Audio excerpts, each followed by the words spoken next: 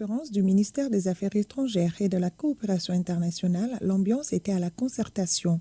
Le chef de la diplomatie malienne a longuement échangé avec les diplomates sur la situation actuelle du pays, notamment celle sécuritaire. S'agissant en particulier de la situation sécuritaire aujourd'hui qui préoccupe les uns et les autres, je voudrais, avant d'aller loin, d'abord reconnaître et saluer la bravoure des forces de défense et de sécurité du Mali. Et dans ce contexte sécuritaire en particulier, le Mali a fait le choix de continuer à travailler pour la mutualisation de nos efforts de défense, notamment dans le cadre de la force unifiée de la Confédération des États du Sahel, où des efforts importants sont faits pour pouvoir inverser la tendance tout en gardant la porte ouverte pour une collaboration avec des pays voisins qui le souhaitent pour que nous puissions œuvrer ensemble sur le plan de la défense et de la sécurité. Nous souhaitons une plus grande coopération, une plus grande transparence, une plus grande concertation de votre part. Autre sujet de préoccupation, la pénurie de carburant qui affecte depuis plusieurs semaines les activités économiques et la mobilité des citoyens. Le ministre d'insister sur la volonté du gouvernement à trouver des solutions durables.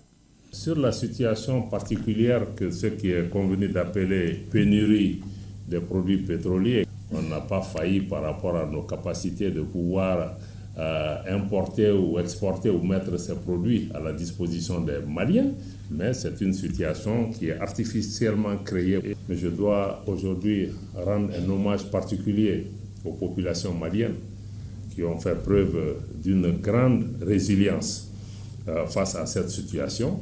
Et même les étrangers qui vivent parmi nous ont fait preuve d'une grande résilience, mais aussi d'une grande dignité. Rendre hommage aussi à tous les acteurs qui ont été impliqués à la fois dans l'importation des produits pétroliers ou même d'autres produits pour le dédouanement, la sécurisation, le transport et la distribution de ces produits. La situation de pénurie actuelle, je dois vous le dire, elle est temporaire. Le gouvernement a pris des mesures fortes, notamment dans le cadre du comité interministériel de gestion des crises et catastrophes, SECOGEC. Le ministre Diop a aussi salué l'accompagnement et le soutien constant des pays partenaires, tout en réaffirmant la volonté du gouvernement malien de renforcer la coopération avec la communauté internationale. Je voudrais me réjouir de la compréhension et de l'accompagnement des ambassades, organisations internationales et régionales accréditées au Mali tout au long de ces années, et aussi marquer notre satisfaction par rapport à l'engagement des pays amis, des partenaires et d'institutions qui accompagnent notre pays. Et beaucoup sont restés parmi nous, avec nous, dans des moments extrêmement difficiles. Et je sais que ça n'a pas toujours été facile, mais beaucoup ont partagé aussi les peines et les joies des Maliens. Le doyen des diplomates a réitéré la disponibilité des ambassadeurs à poursuivre leur collaboration avec le Mali dans les domaines de la sécurité, du développement et de l'aide humanitaire. On behalf of the diplomatic corps accredited to the Republic of Mali, au nom du corps diplomatique, je souhaite réaffirmer notre disponibilité à poursuivre nos efforts en faveur du renforcement de la compréhension mutuelle, du développement des relations bilatérales et multilatérales, ainsi que de la promotion d'actions conjointes tendant à assurer la paix, la sécurité et la prospérité du peuple malien. Selon plusieurs participants, les échanges ont été francs et constructifs, une initiative qu'ils considèrent comme un signe d'engagement de la part des autorités maliennes. J'ai beaucoup apprécié les informations fournies aujourd'hui ainsi que l'échange franc.